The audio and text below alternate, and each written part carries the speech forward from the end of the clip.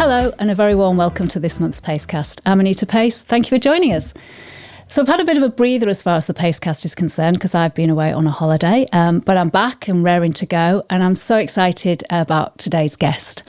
He's a man that needs very little introduction. He's a bit of an icon locally in Hull, East Yorkshire and North Lincolnshire, and I'm very much looking forward to learning more about the man behind the tan. A little cryptic clue there. He is, as I say, a bit of an icon, a local celebrity, and he's taken time out of his busy schedule to be with us today. I'm delighted to say that today's guest is Look North presenter and BBC celebrity Peter Levy. How about that for an introduction? What a very, very, very good introduction. The man with the tan, the cheeky so-and-so, icon. Oh, that'll do. Yeah, and you're looking very well. Thank you very much indeed. Have you been away? I've been nowhere. This is Victoria Dock suntan, a marina suntan at its best. At its very best. Or makeup. No, I think I joke. Seriously, thank you for joining us. I know you're incredibly busy. So people are very familiar with Peter Levy. You are a very popular presenter and a well-known local, I'm going to say celebrity because you have got that celebrity status, but people probably don't know that much about you. So you're going to find out. I'd like to find out, yes, please. So let's dial it right back to the beginning. So tell me about Peter, the young boy.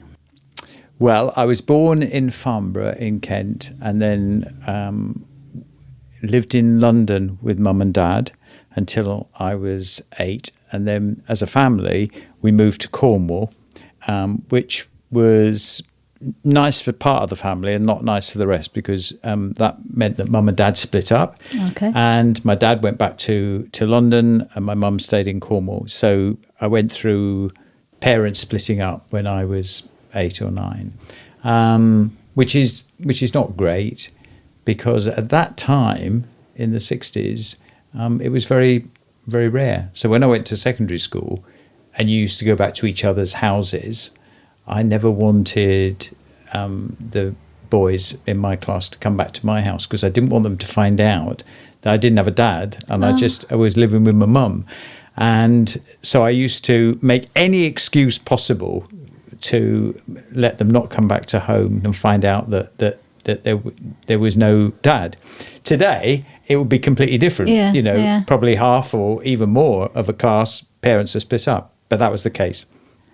And then I went to secondary school, and in Cornwall. In Cornwall, yeah. I went to Truro Secondary Boys School, and I don't make this as an excuse, but I didn't do very well at school, and I'm not using parents splitting up as an excuse. I failed my 11 plus. You're too young to remember 11 plus, but if you passed your 11 plus, you went to grammar school. If you failed, you went to secondary school. I failed, and I left school as early as I could, 15 and a half.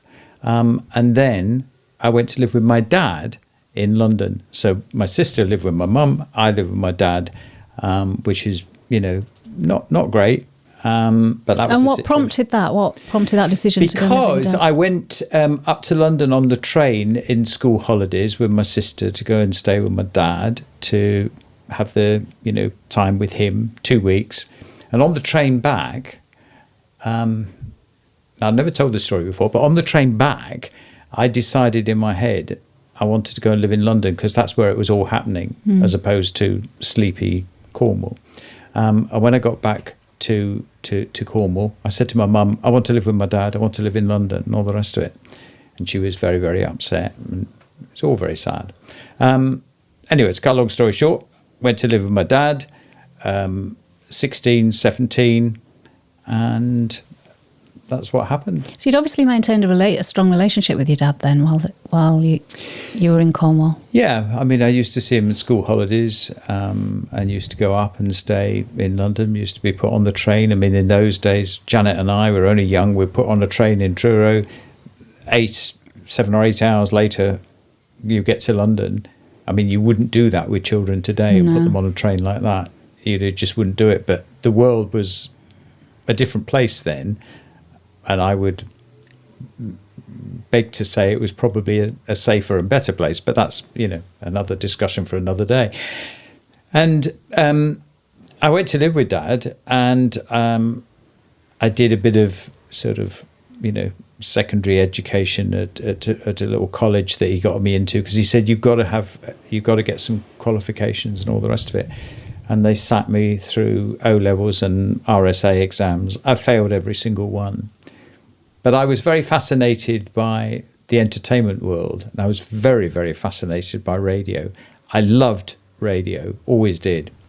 And when I used to go to school on the bus from the little village I lived in to go into Truro, I used to listen to Tony Blackburn Breakfast Show on a little transistor radio up against the window of the coach every morning.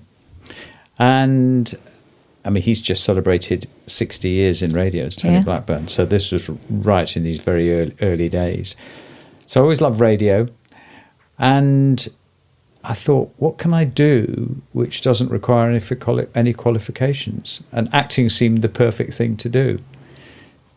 So I started to join this out-of-hours drama group with the college that I was trying to get some qualifications at. And one night we were all doing a little bit of acting and messing around. And there was this guy came in with his wife, and he was a casting director for a summer season of St. George and the Dragon in Bristol. And I got the part of St. George. Really? Can you believe that? At that age. So how old would you have been then? I would have been 17, 18. Right, okay. 17, I think. And I went to Bristol, I did that, and I came back thinking I was God's gift, because I was being waited on hand and foot. I was 17, I had a lead role in a production. I started going out with the with the lady who played the main lead lady character and all the rest of it. And went back to the flat where I was living with Dad, and I was in bed on the Monday morning. I come back on the Sunday. And he said, what are you doing? So he said, I said, oh, I'm resting. And I'd learnt this new expression. If you're not acting, you're resting. He said, you're not bloody resting in this house. And threw me out and said, don't come back until you've got a job. And so I went up into town, and I got a little job in Mossbros in Covent Garden, fitting out guys in morning suits for weddings, garden parties, dinners, and all the rest of it. But while I was there, I started getting little acting jobs, and I used to go along for loads of interviews for commercials and I was doing that, and that was paying the bills for me. So I was able to pay Dad some rent, and I was able to get by and buy what I needed. Any commercials we would know? I did British Rail, I did Nutty Bar, I did Provincial, Legal and General Building Society. There were loads of them. Let's try and dig them out. If they exist anywhere. The sad thing from those early days is that the very small amount of stuff is actually kept. I also did some drama things, but they were all cough and a spit, walk-ons, one line, maybe two lines, some of them no lines at all. Yeah. But there were big shows, Man About the House, Dixon of Dock Green. I remember Man About the House. Yeah, the Mike Yarwood show. Yeah. Gosh. So there was quite a few. So it wasn't great, but I got paid. But then when I got home, I'd saved up to buy this Akai reel-to-reel tape recorder. And I used to sit there and play on this, making my little radio programs. And I used to do it night after night. Nobody heard it. It was just for my benefit. And then at this time... So you were like a DJ? You were mixing... Okay. Yeah, right. I used to talk and play music in. And I had to... I didn't have all the gear. I just used to, it was ramshackle. But I knew I loved radio, and I knew that radio fascinated me. And commercial radio was starting at that time. There was already a couple of stations on the air, big stations, City in Liverpool, Clyde in Glasgow, Capital in London. But there were more stations starting up. And I used to write off, as each one was set up, I used to write off to each station and send my ridiculous tape to them to see. So you were using it as a demo tape then? Yeah. Right. I used to send it to every radio station. Bear in mind, I was a teenager. Yeah. I was 18. But I used to write to them all, and eventually, I got an interview for one of them, and it was a radio station called Pennine Radio, which was the 19th new commercial radio station. It was based in Bradford. So that's what brought you to Yorkshire? Yeah. I didn't know that. Yeah. I did an interview. Remember Austin Mitchell, the late Yes. Austin Mitchell? Well, Who was became the an boss. MP. Yeah. He became an MP. At that time, he was the boss of the radio station. He was also a presenter on Calendar. Yeah. And they did the auditions for the people who applied to this radio station. In the north, they did them at Bradford, but in the south, they did them in London. And I went along and I met Austin Mitchell. Couldn't understand a word he was saying because, of course, he was broad Yorkshire. I'd never met anybody from Yorkshire before. They spoke like me. So, and he was lovely. And he was a lovely man. I went to his funeral a couple of years ago. I mean, I knew him his whole, whole time. He was a lovely man. And they gave me a job. And I went home to my Job as presenter. As presenter? Yeah. On the strength of my tape and going to meet them in London. And I went home to my dad and said, because we lived in, an okay area in London. And I went home to him and said, I've got a job and I'm going to move and live in Bradford. He said, you what? And that was it. He drove me up to Bradford and dropped me off, and I stayed in, my first place was a real grotty bedsit in Bradford, where I shared a bathroom and a kitchen with another guy. Yeah. It was awful. We've all done that, though. Yeah, you have to start somewhere. Yeah. So that first radio show then, so what time, was it a graveyard slot or? That's rude really to people who broadcast late at night. It was 10 o'clock. I used to do 10 o'clock on a Saturday night, 10 o'clock on a Sunday night and Sunday afternoon. So I did 3 shows at the weekend.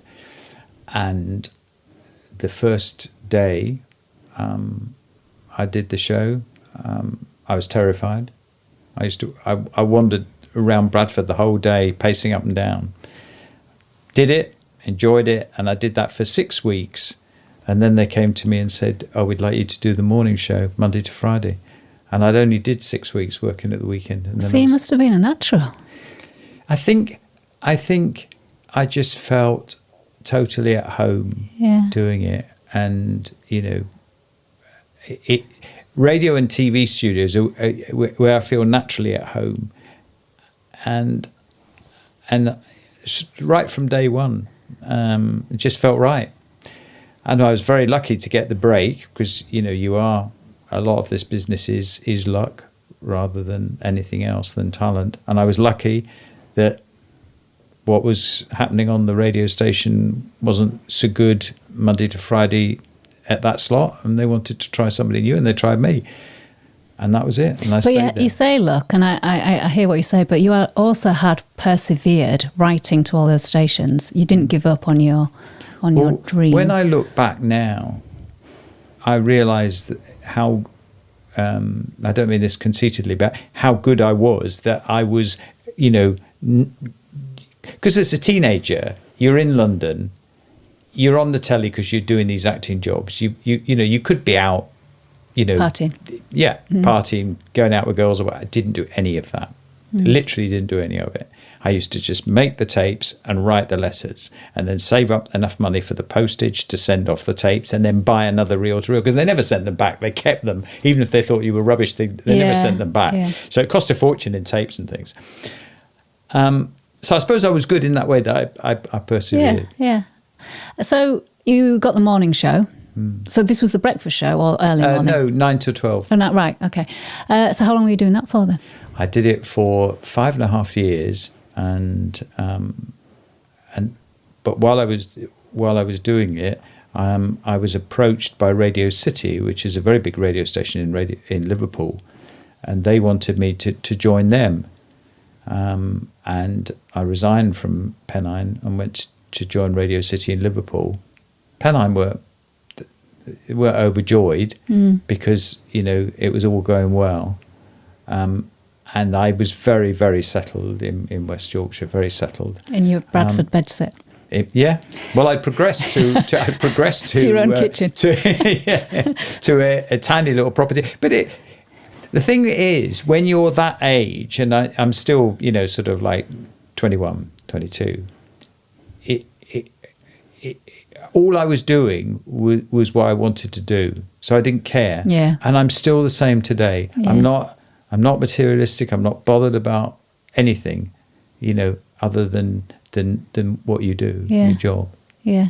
You're doing your passion. You're earning a living at it. Yeah. And I think if you can find a job that is your passion, well, it's not a job then. It's not a job. You never work a day in your life. So you moved from Bradford to Liverpool. Was it a morning show again you were doing there? No, it was 2 to 6 in the afternoon. Oh, the afternoon. And that was a very big culture shock because I was kingpin at Pennine in Bradford. I was the sort of, I was established and I had a big show and all the rest of it. And I went to Radio City in Liverpool and realised how little I knew and how green I was, because this was a big radio station with big names on it. And I was doing the afternoon show and had to learn quickly that I wasn't as experienced or as good as I thought I was, because I'd come from a small station where the standards weren't quite as high to suddenly in a big, and you learn quick. Yeah. And I had to learn quick, and I had a lot of things to deal with very quickly. John Lennon was shot. I got up one morning, went into the bathroom. I was in a rented accommodation that I was staying in. I went to put the radio on to shave and bath and everything, and found out John Lennon had been shot. And I thought, that's terrible and all the rest. I hadn't gauged just how big this story was going to be.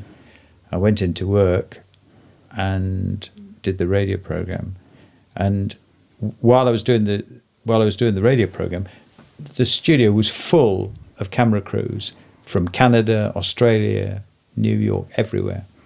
And because you're in Liverpool. Because I was in Liverpool. It was John Lennon. I was taking phone call after phone call from grown men, all right, dear Pete. And then they'd start a conversation and then they burst into tears, grown men crying. Yeah. So I had that to deal with. Then in 1981, Toxteth riots. Yeah. So there was a lot. I had to interview, big politician at the time, Michael Heseltine, things like that. Yeah, and you had to learn quick. To learn quick. So what happened, I'm intrigued as to how you get into broadcast TV. So what happened after Liverpool? Well, after Liverpool, I came back to another commercial radio station, Radio Air in Leeds, did 5 years there. And then the BBC approached me and said, would I like to go and do radio with BBC in Leeds? And I didn't know what to do, because I was very happy and settled in commercial radio and I hadn't known any different.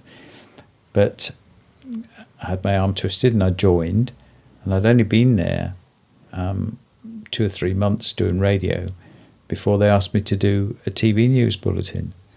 And I said, "Oh no, I don't do TV.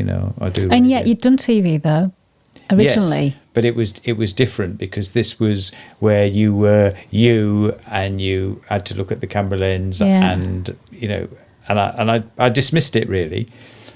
But they were really short of people, and I said, "Oh, I'll give it a go.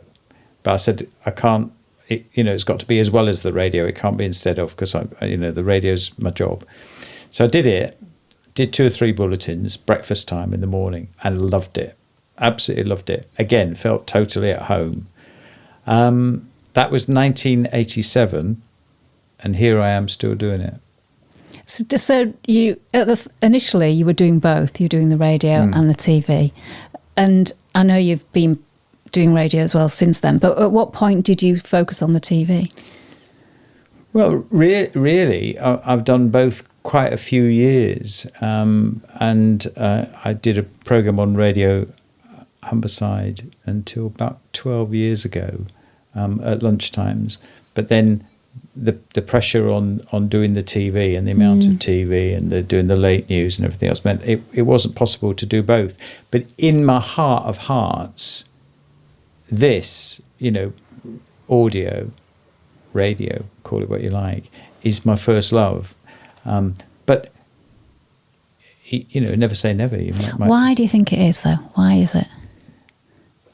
I don't know. I think it's very intimate. I think you can do an awful lot. Yeah. The television can be quite slow, and you have to have a lot of people. Everything has to align up in TV. You've got to the graphics, you've got to the sound, you've got to the lighting.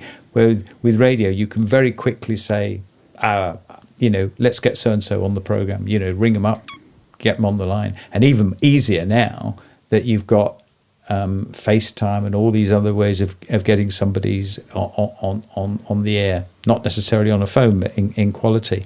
But I've just felt totally at home in radio or TV studios, and it's weird. It is weird. But what do you think inspired you earlier? I mean, you said you always loved radio and you had your transistor radio when you're on the bus. But do you think it was something you saw, or was it somebody you crossed paths with in your life? What it was I used to listen to Tony Blackburn every morning, and he used to make me laugh, and he used to play the music I liked. There'd be something to listen to, and he'd have a story, a little anecdote or whatever. And I just was fascinated by that and thought, I would love to do that. I would love to do that. I would love to be able to, cut through like that. And, it sounds like a great job. And don't forget, if you're not academic, and I wasn't, as I've talked about, this was something that all you needed to do is be able to open your mouth, communicate, yeah. and do that. Yeah. And it was a good choice, really, for me. I think you're right about the intimacy of audio as well, because I think that about podcasts. I think you have a relationship with someone you listen to regularly on a podcast in the same way you do a radio DJ. Do you still call them DJs? Presenters, sorry. To the point where you feel like you really know them intimately. Because you, especially with a podcast, you walk around with your AirPods in, or other brands are available, but you have that voice in your head, literally. However, well, you're absolutely right, and the thing about radio, but definitely podcasts, is people have made a conscious effort to say, I like to listen to Anita. She always has somebody interesting on. Apart from today, I'm joking. Or I like to listen to Giles Brandreth, who always has somebody good on. Yeah. So they've made a conscious effort to listen. And as you say, usually, not entirely, but usually it's with headphones or earpieces in. So that makes it even more intimate. But these days, radio is the same. People make a conscious effort to tune in. People are very promiscuous with radio listening now because there are so many stations. Or you don't have to listen to music at all. You don't have to listen to radio at all. You can choose what music you've got on. Yeah. So the marketplace is crowded. There are loads and loads of podcasts. There are loads and loads of radio stations. So the competition is fierce. So you joined BBC in 1987. Am I right in thinking you've been with Look North in East Yorkshire, North Lincolnshire for 22 years? 22 years, yeah. 22 years. Congratulations.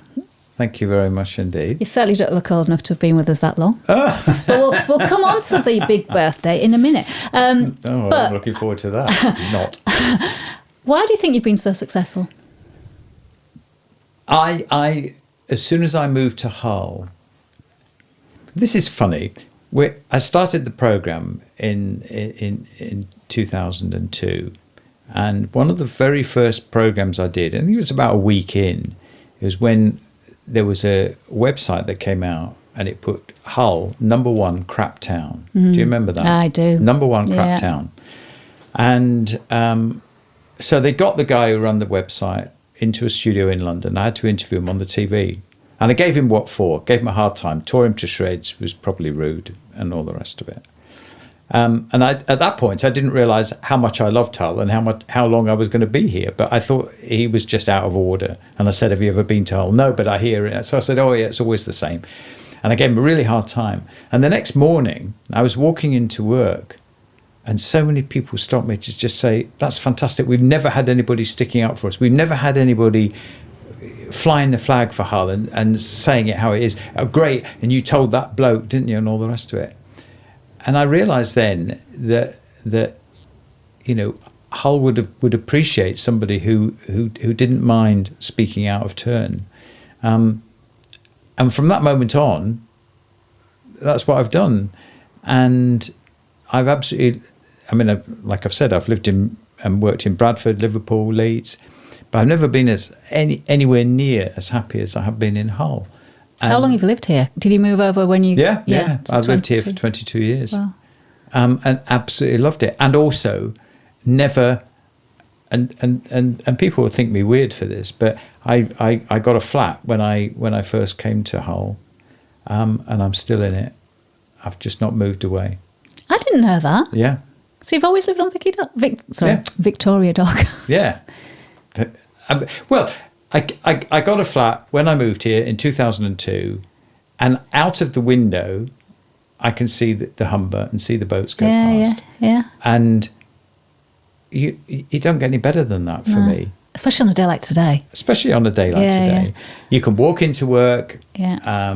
You've got everything on the door. And don't forget, in those days, Humber Street it was a fruit market. Fruit market. It didn't exist. And then there was the dying days off. Yeah.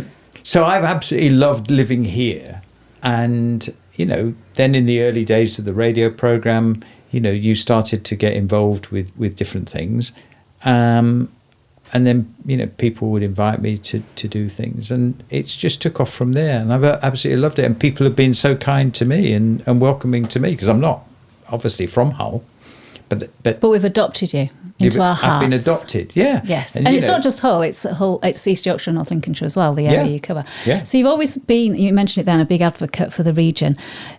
If you were to be, if devolution was to happen, and we elected a mayor, and it was you. I know it's not going to be you, but if it was you, what would you do? What would I do? Yeah.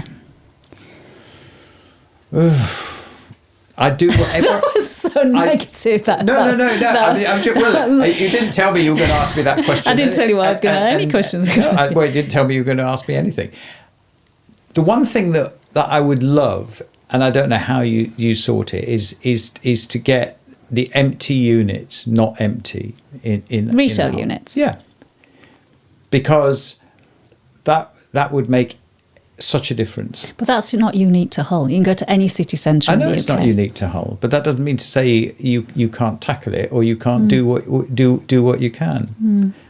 So that would be one thing as mayor. Do what you can to help businesses and do if there is a levelling up fund or whatever, try and help the small businesses who need it. Yeah. Yes. I agree with that. Thank you for that. So going back to Look North, you've obviously had a very successful career and you'll have interviewed thousands. Do you know how many people you've interviewed, by the way? I've no idea. Must be running into, it's definitely more than hundreds. Oh, God, yeah. Yeah, it's 1,000. Tens of thousands. So, most memorable moment?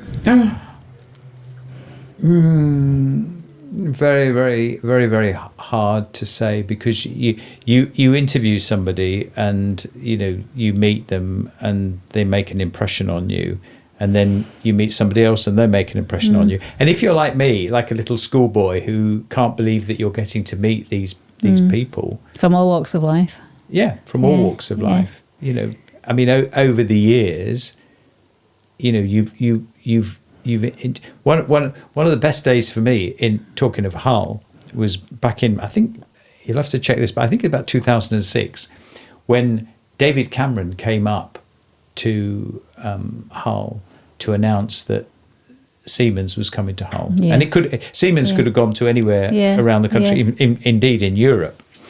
And I got a phone call first thing in the morning. You're going to interview David Cameron this afternoon. You need to get to the dock and all the rest of it. And I stood there and interviewed him, and he said, Siemens coming, blah, blah, blah, blah. And of course, at that point, it was just, ramshackle there. And here we are. We know the rest of the story. That was a big day. But when you meet people, famous people that you're excited about meeting, it gives you a buzz. Do you ever get starstruck then? Yeah, I do. With who? Well, old comedian, first of all. Ken Dodd died a couple of years ago. I interviewed him a couple of times and got to know him as you know, just to say hello to. Starstruck with him. And then, you know, the most recent, let me think, a few weeks ago, watch Strictly every year. Jeanette Manrara. I interviewed her, sat down with her on a settee like this and did an interview. And I was a bit starstruck with her as well. And of course I am starstruck with you, Anita. Of course. If Thank the you. questions are easy, please. Who's been the most difficult person You? you've interviewed? Well, there was a country singer who, dear, for the life of me, I can't think of his name. He came in, and he was just difficult and didn't want to answer any of the questions. And he flounced off in a bit of a state. Oh, did he? Yeah. What, midway through the interview? Yeah. Well, he said to me, I can't think of his name. I mean, he wasn't big star, but he said he obviously realised that I didn't know much about his music, and he said he was American. He said, name one of my hits, and of course I couldn't. All right. So he was insulted. So I did a childish thing and saying, well, name one of our presenters, you know, and all the rest of it. And with that, he flounced off, and he went off. And I upset, and I regret this terribly, I upset, do you know who Linda Lusardi is? Yes. Linda yeah. Lusardi. She used to be a page 3 model. She was a page 3 model. Back in the day. Gosh. Back in the 80s. And I met her very recently, and I ate humble pie. But in the 80s, I was at Radio Air in Leeds, thought I was God's gift. She came in at the height of the page 3 fame. And I gave her a hard time. Said, why do you do it? You don't need to do it. You know, blah, blah, blah, blah. I gave a real rough interview. And she went out and she spoke to the lady who was working for me on my radio program. And she left anyway. And this lady, she was called Linda, she came back into me and she said, what the hell are you playing at? What, you know, she was a lovely lady. Why did you give her such a hard time? So I said, well, she takes her clothes off. She doesn't need to do that and blah, blah, blah, blah. All the rest of it. Anyway, I upset the staff big style because they thought she was lovely. Anyway, a couple of years ago. Wasn't she in pantomime? She was in pantomime. Yeah, in Hull, she was in pantomime in Hull. And she remembered you. And anyway, I went up to her because I thought I'm going to nip this in the bud. And it was when the pantomime was at the rugby ground. Do you remember when the theatre was closed? Do you remember down? They built yes, like a yeah. marquee. No, I think I went to see it. I took the kids. Oh, right. Well, yes. Anyway, I went in and I you know, that they wanted to introduce me to her, and I'd already met the Grumbleweeds, and I thought, no, this is the moment. And she looked at me, and I said, oh, Linda, nice to meet you. And she said, I recognise you, she said, but I can't think, I've met you before. So, and you admitted it. So I admitted it. No. And she was so lovely about it, and was very, very sweet. And she said, what you don't know, Peter, is, she said, the next day, she said, I had a column that time in the Daily Mirror, she said, and I slagged you off in my column. So she got her own back. Yeah, she got her own back. But she's a lovely lady. And you meet these people, and, you know, sometimes they have a lot of, you know, entourage around, especially, you know, politicians. Earlier this year, Rishi Sunak, I had to interview Rishi Sunak. And you get there and you meet, you know, all these bag carriers, and then he's, you know, personal assistant, and then you know, oh, there's all these people, and they say, oh, you've only got 2 minutes, you only got to say, and don't mention this and don't mention that and all the rest of it. And then I got to meet him, and he said, Peter, he said, I've been looking forward to meeting you. He said, because, and he said, Helen, I think she was called, who works in his office, who was with it. She's from Hull, and she wants a picture. She wants a picture with you, and all the rest of it. And he was totally human and down to earth. Yeah. And just in the interests of balance, because people will be quick to say, "Oh, yeah, you know, Peter's mentioned 2 Conservative MPs." I've interviewed Keir Starmer 3 times before he became Prime Minister. And then, again, a lovely guy. And it was interesting, when there was the handover a few weeks back, they both praised each other and said they were both nice guys to each other. And that is true. Yeah, yeah. Do you think you're a good interviewer? Well, it's for other people to judge, isn't it? Do you think sometimes you interrupt people? Yeah. You make no apology for that. Do you want to reason why? Yes, please. Because if you're interviewing somebody who is a member of the public, or somebody who is not involved with having a drum to bang, I don't do it. But if you've got an MP on, or something like that, I have, say, 2 minutes, or maybe 2.5 minutes, and that's it. There's no more. It's not a long interview like you're able to do. And they are professional. They know if they keep talking, you'll soon be out of time. Filibustering, they call it. They bet you out of time. Or you ask me a question, what colour is your suit? And I will do anything but answer that the question. Yeah. And people at home are saying, no. So they shout at the TV if you don't get the question in, and you don't get an answer. And people hate that. And what you've got to remember is, an interview is only good if you're with the person who's being interviewed. If you're listening to this podcast and you hate me, you don't like listening to me, you don't like watching me, and all the rest of it, this is not a good interview. So that is fact. But with the TV, if you're interviewing a Conservative MP and you're giving them a hard time, then people write in, Peter's a lefty, we know he's a lefty. And then a few nights later, you're interviewing a Labour MP and you're giving them a hard time. Oh, Peter's a Tory, we know he's a Tory, and all the rest of it. And that means you're doing your job properly. So yes, I do interrupt and I do jump in, but it's and it comes back to for the people at home. You're doing it because you need them to answer the questions about the subject that you're talking about, not what they want to answer. And you can let somebody waffle on. If you let me waffle on and you don't interrupt, I'll carry on. Have there been any, I'm sure there are, interviews where you look back now and you would have done it differently? Anything that springs to mind? No, off the top of my head, I can't think of, but there will be. Of course there will be. But if you are giving a hard time to somebody or trying to push questions, it's not because you're pushing an agenda. You are trying to get the answers to the questions that people at home. The most important person ever is not me or the guest. It's the viewer. Yeah. And they need to get the answers to questions, and that's why the guest is on in the first place. And sometimes it's uncomfortable. But the people who are in control and the professionals, I'll give you an example. The leader of the council. Mike Ross. Sorry? Mike Ross. Mike Ross. Lovely man. Again, not making a politics statement, but he's a lovely man. And I gave him a hard time a couple of weeks ago about the dishing out of the Levelling Up Fund and who it went to.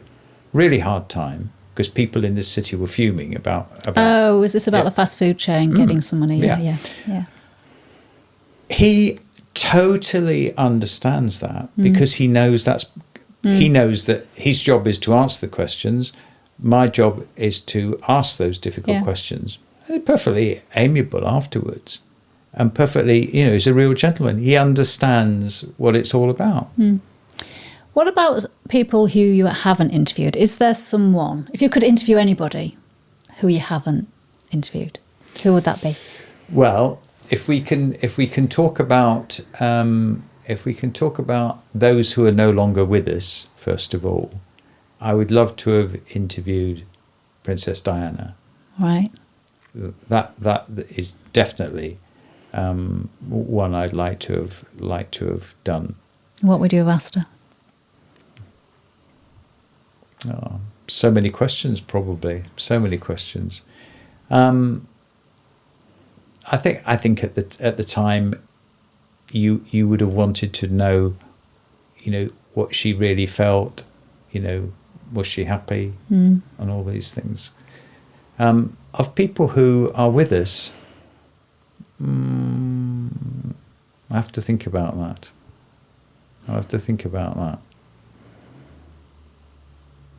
Okay. I'll think. You'll think. You might have an answer for us before the end. Tell me about a typical day in the life of Peter Levy then, because you do the lunchtime broadcast, you do the evening broadcast, and then you sometimes do the late night broadcast. So you could be potentially 3 in a day. Yeah, I'm not doing the late one anymore. Oh, okay. I just do the lunchtime and 6:30. So get up in the morning, go into work. Deal with the emails from viewers or from companies, prep then for the lunchtime, do the lunchtime, and then it gets busier in the afternoon. You might have to pre-record an interview. Like today I've pre-recorded one interview, and I did another interview live at 6:30. Get across the subject you're talking about, because it might be that it's an easy subject that you understand and know, or it might be one where you have to do some research and read up to make sure you got your facts and figures. And when you have your morning meeting, do you, as the presenter, have any influence over the items you're going to be covering? Yeah, because I've done the programme for so long that you chip in your suggestions or ideas, as does the editor, as does the producer of the day. Because the patch is a very big one, you can't do every single story that you want to, but you try and get the right balance for the programme, which means you need to have something which is a good talking point that people can latch onto and understand, something that's got some pictures with it, because TV is all about pictures, and something fun.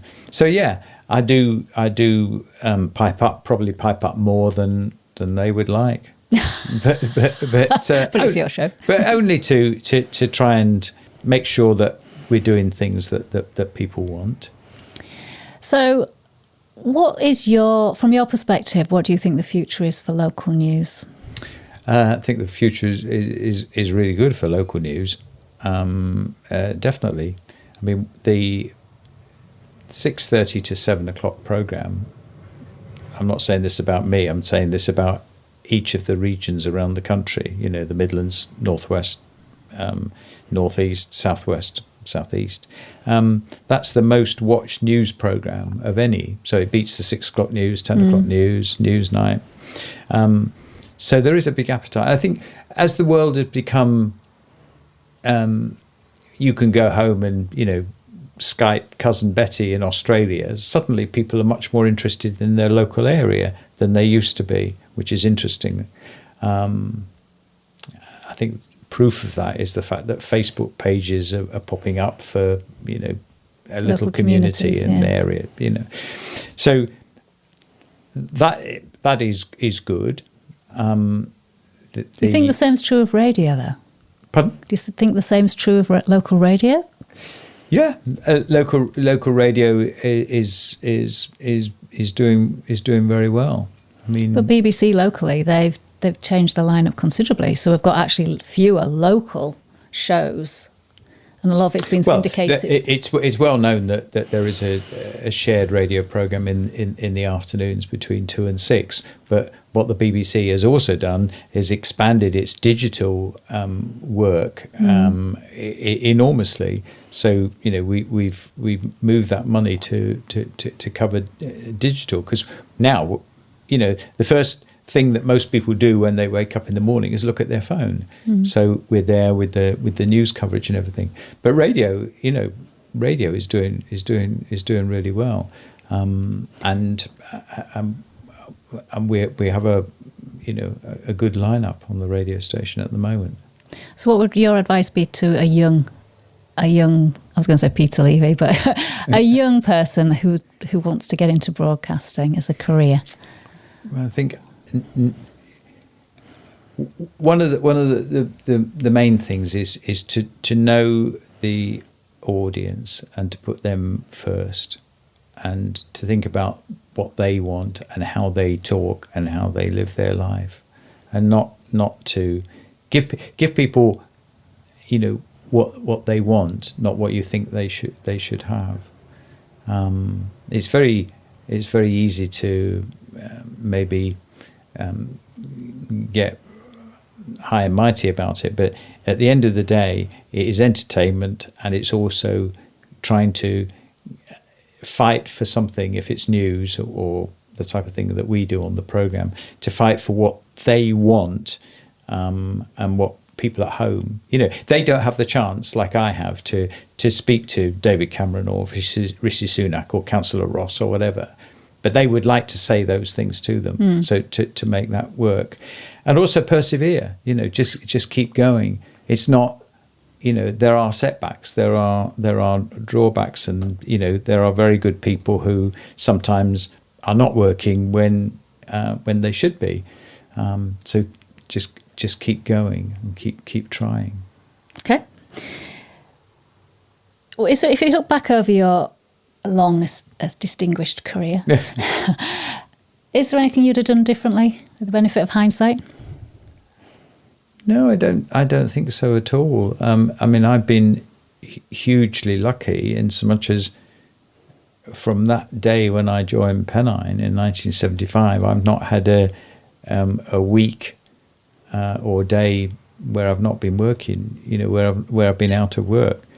And, that's a lot of years to be working solidly. In fact, it'll be 50 years next year. Which is very, very lucky. It's a huge accomplishment.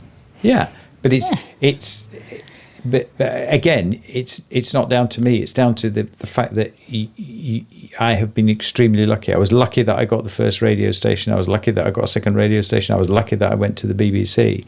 Now I think, and I made a speech last week, funnily enough, and I mentioned this. I think the old cliche of you make your own luck. I mean, because you're a grafter. You've worked hard. You've set up a business. You've now got a podcast. You're employing a lot of people. You know about marketing and PR. So if you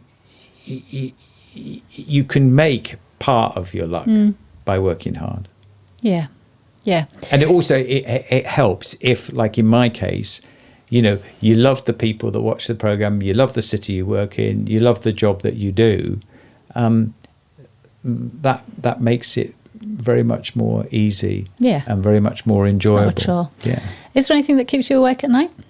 Insomnia does keep me awake at night, and I have it very, very badly. And that's really? Yeah. Oh, sorry to hear that. Really, really badly.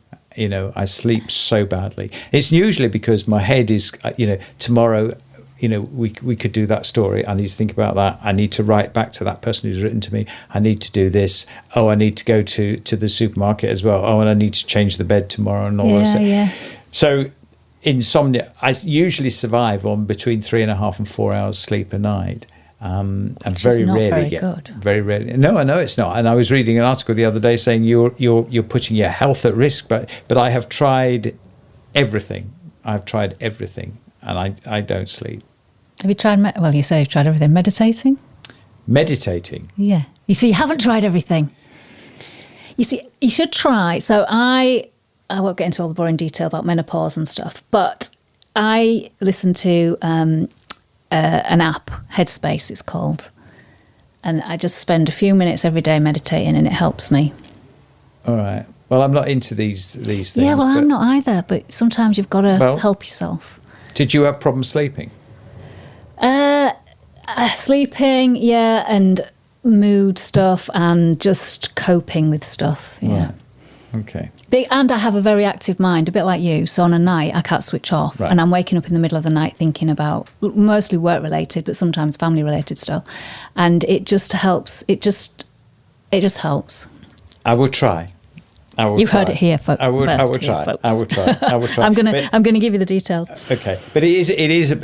Joking apart, it is a big problem because it is, yeah. If you are then going to get up and do a long day and tried to wrestle with, I need to learn about this, I need to learn about that, I need to do this, need to do that, and you've had no sleep, you know what it feels like. Yeah. So that's not good. No, you need the energy to be able to perform. And you are performing every day in front of us all on TV. So you touched on it very briefly there where you said you made a speech last week. I am aware that you were awarded an honorary doctorate by Bishop Grosseteste University, which is a university in Lincoln. And it was a huge honour and also a shock. I got the email about 4 or 5 months ago now. I was sworn to secrecy over it. And that was so nice. And given that I've told you the story and been honest in this, which I don't often tell the story of the fact that I didn't have any qualifications, I left school early, not got a qualification to my name, nothing. So to end up, talking to the Chancellor, the Vice Chancellor, and also addressing several hundred graduates about how they should or how they could do well was quite surreal and a huge honour. Yeah. Well, congratulations. I can see that it meant a lot to you. So, it did. It really did. And it was a shock because, little old Peter, who's, not the brightest in the box, ends up getting that. So it was lovely. You say you're not the brightest in the box though, but you've found your calling because you've had a very successful and continue to have a very successful career. So you found something that you could excel at. But like I said earlier, all I do is open my mouth up and down, and that's all I do. I don't have any qualifications. I'm not an expert in anything. Anything that I talk about, I've either read up or learnt or watched, to try and get it. So it's not that you are particularly. But you've worked hard though. You work hard to be good at it. I suppose so. Yeah. But like I say, you make your own luck. You work hard and things will come along. So I'm aware that there's a big birthday around the corner in September. Not this September. September next year. Really? Yeah. Well, my research is... Your research is wrong. I am not 70. You said it, not me. Until next year. 2025. So okay. I've got a little bit longer. All right. I've got a little bit longer. Okay. You were trying to age me prematurely. Either way, you look very well on it, despite 3 hours sleep a night.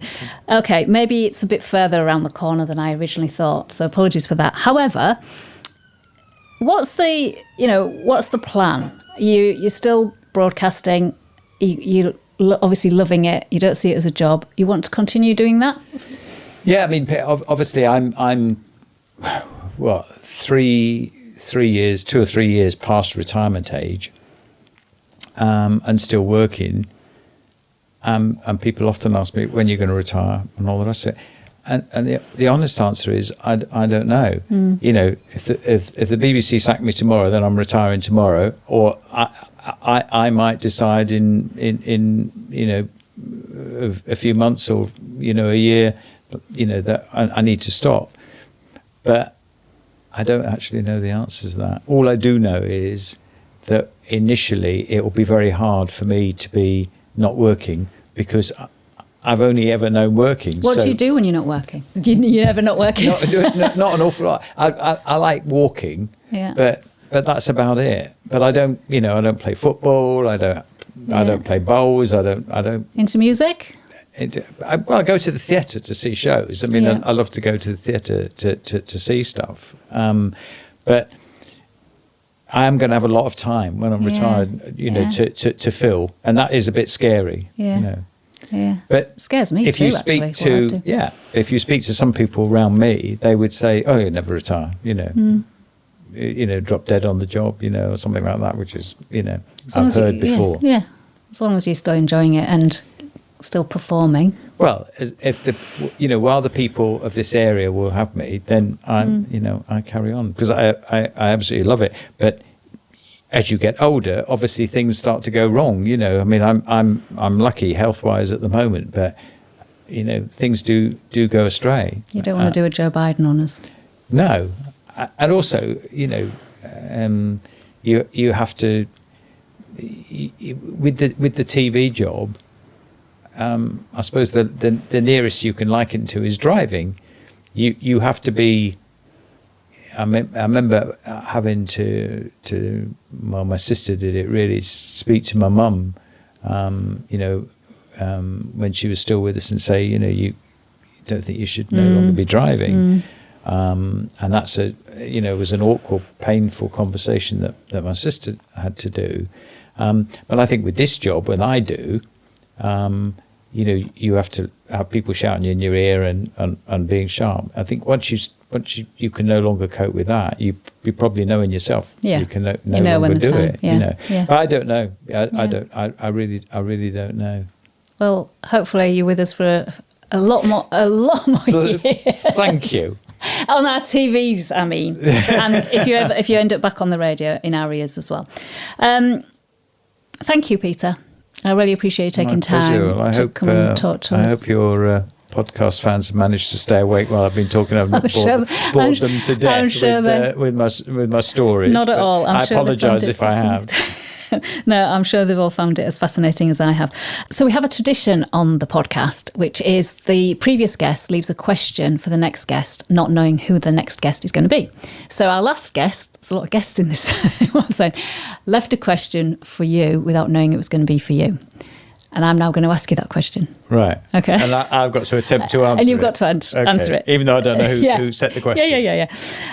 So the question that was left was, who do you talk to when things get challenging at work and your resilience is waning?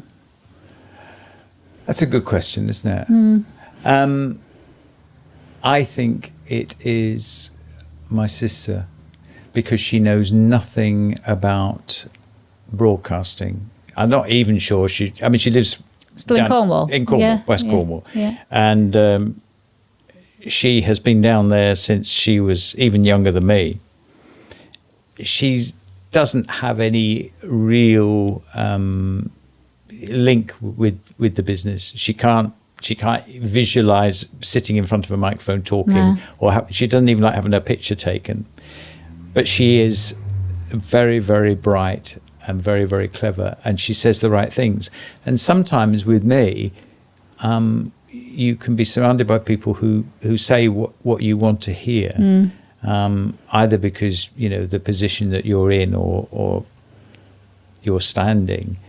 Whereas my sister, who's called Janet, who is just so natural and so clever, and so she just says it how it is.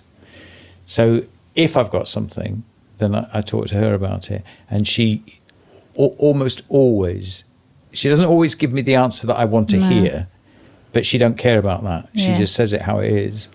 And if you had her here now, she would say, I can't do the Cornish accent, but she talks Cornish now. And she said, he shouldn't be working. He should be retired. He should be retired, he shouldn't be working at his age. Should move down to Cornwall. Yeah, move down to Cornwall, and sit in the sunshine. But I think she would be the one. Yeah. And I do. I ring her, sort of 9 o'clock in the morning, not every day, but every few days. And she's always got very, very sage, good advice. And do you get down to Cornwall very often to see her?